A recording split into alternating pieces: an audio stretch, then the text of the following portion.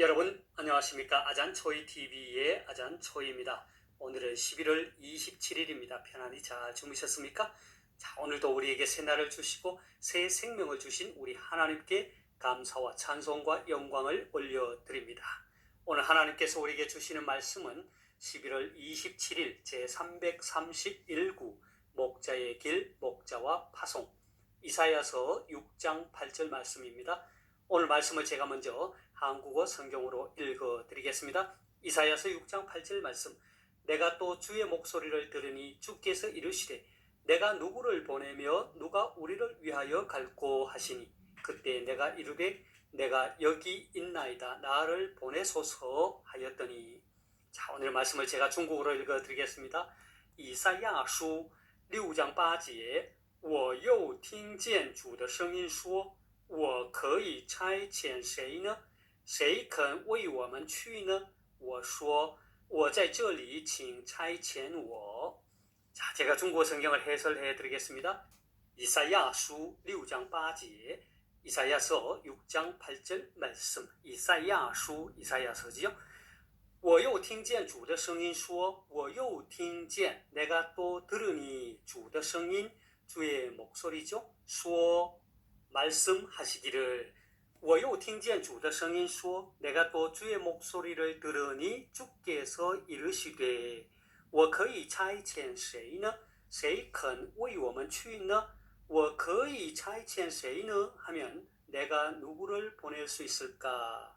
차이첸 하면 보내다, 파견하다 이런 뜻이죠. 谁肯为我们去呢? 누가 기꺼이 우리를 위하여 갈꼬.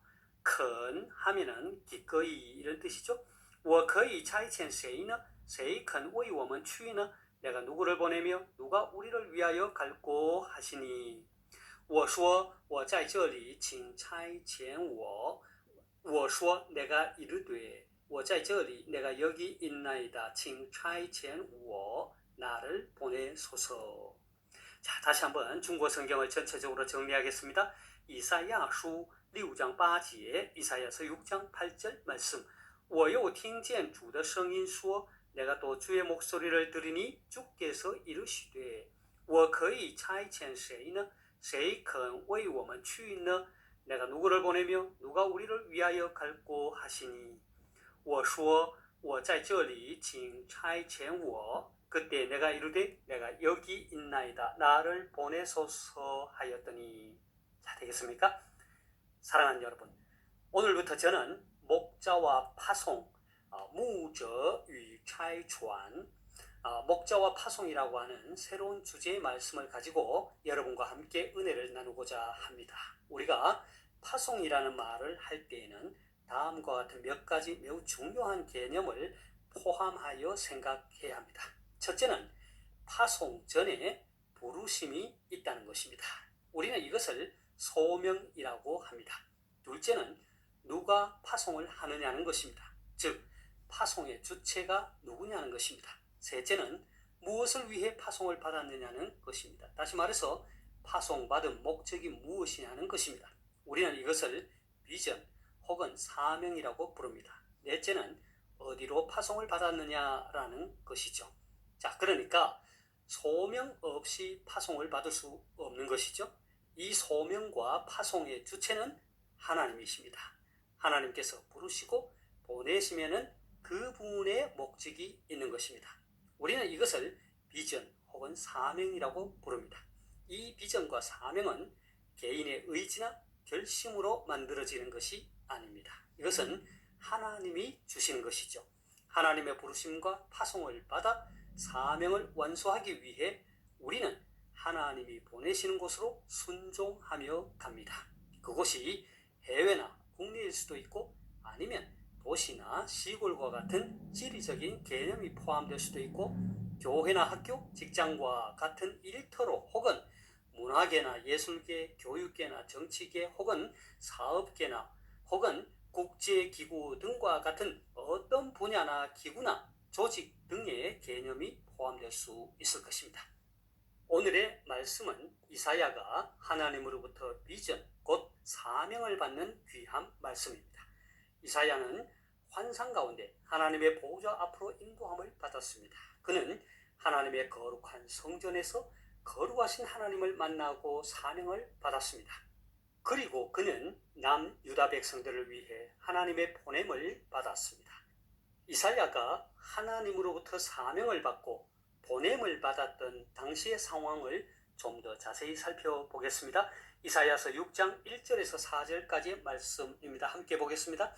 우시야 왕이 죽던 해에 내가 본즉 주께서 높이 들린 보좌에 앉으셨는데 그의 옷자락은 성전에 가득하였고 스랍들이 모시고 섰는데 각기 6 날개가 있어 그 둘로는 자기의 얼굴을 가리었고 그 둘로는 자기의 발을 가리었고 그 둘로는 날며 서로 불러 이르되 거룩하다 거룩하다 거룩하다 만군의 여호와여 그의 영광이 온 땅에 충만하도다 하더라. 이같이 화답하는 자의 소리로 말미암아 문 지방의 터가 요동하며 성전의 연기가 충만한지라 했습니다.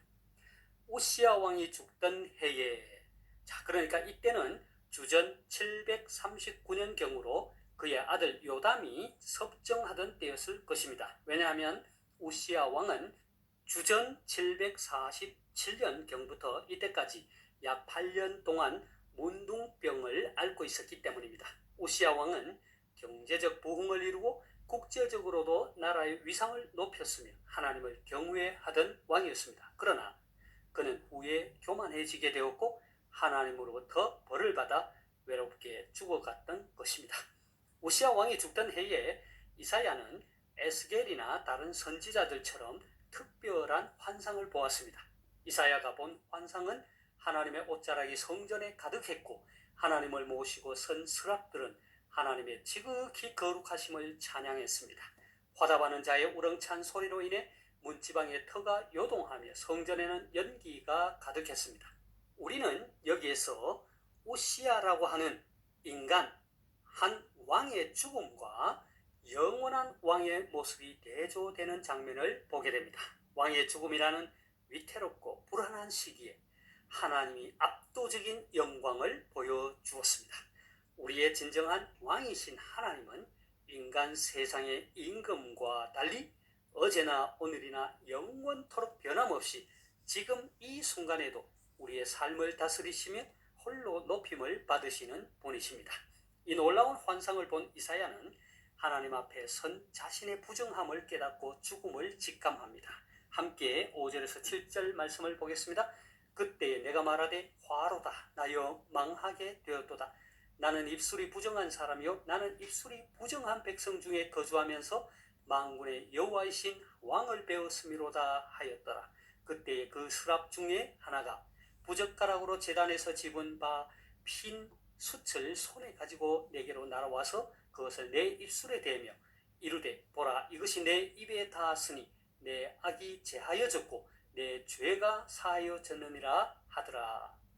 자 5절에 그때에 즉 이사야가 만군의 여호와의 영광이 충만한 거룩한 성전에서 하나님을 보았을 때에 그는 자신의 죽음을 직감합니다. 그래서 그는 화로다 나여 망하게 되었도다 라고 한 것입니다.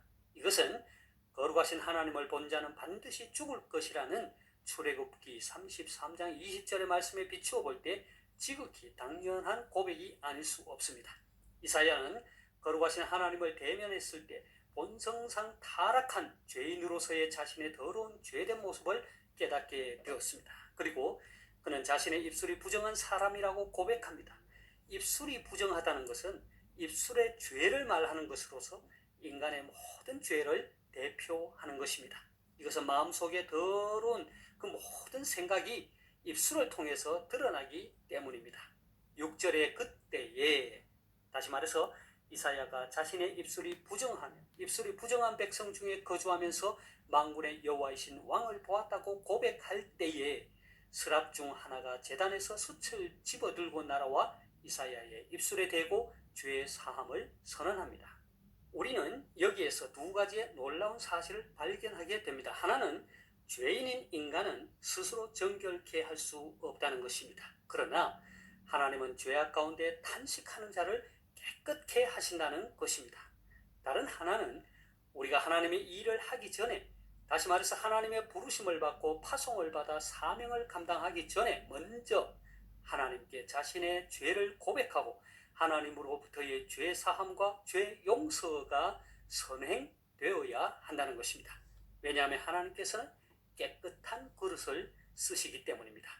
환상 속에서 한 스랍이 가지고 온 제단 숯불로 입술에 정함을 받은 이사야는 이어지는 8절에서 13절까지 말씀에서 하나님의 부르심과 사명을 받습니다. 오늘 말씀인 8절 말씀을 다시 한번 보겠습니다. 내가 또 주의 목소리를 들으니 주께서 이르시되 내가 누구를 보내며 누가 우리를 위하여 갈고 하시니 그때 내가 이르되 내가 여기 있나이다 나를 보내소서 하였더니, 하나님의 뜻을 전할 사자 곧 메신저를 찾으시는 하나님의 음성을 들은 이사야는 내가 여기 있나이다 나를 보내소서 하며 자발적으로 순종합니다. 이에 하나님께서는 이사야에게 사명을 주십니다. 그리고 그를 보내셨습니다. 사랑하는 여러분, 우리 모두는 하나님의 부름을 받고 사명을 받아 하나님께서 보내신 곳에서 사역하는 하나님의 일꾼들입니다. 저는 목사로서 그리고 선교사로서 이 땅 태국에서 사명을 감당하고 있습니다. 여러분은 제각기 다양한 직업으로 오늘도 그곳에서 일하시지만 하나님께서 여러분을 그곳으로 보내셨음을 기억하시기 바랍니다. 바라기는 저와 여러분 모두 하나님이 보내신 그곳에서 하나님께서 맡기신 사명, 그 사명을 온전히 이루어드리는 사명자가 될 수 있기를 소망합니다.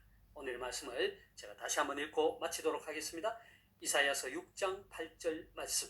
내가 또 주의 목소리를 들으니 주께서 이르시되 내가 누구를 보내며 누가 우리를 위하여 갈고 하시니 그때 내가 이르되 내가 여기 있나이다 나를 보내소서 하였더니, 이사야书6章8节我又听见主的声音说我可以差遣谁呢？谁肯为我们去呢？我说我在这里，请差遣我。 하나님께서 여러분에게 복 주시기를 원합니다. 愿神赐福大家，明天再见。 내일 다시 뵙겠습니다.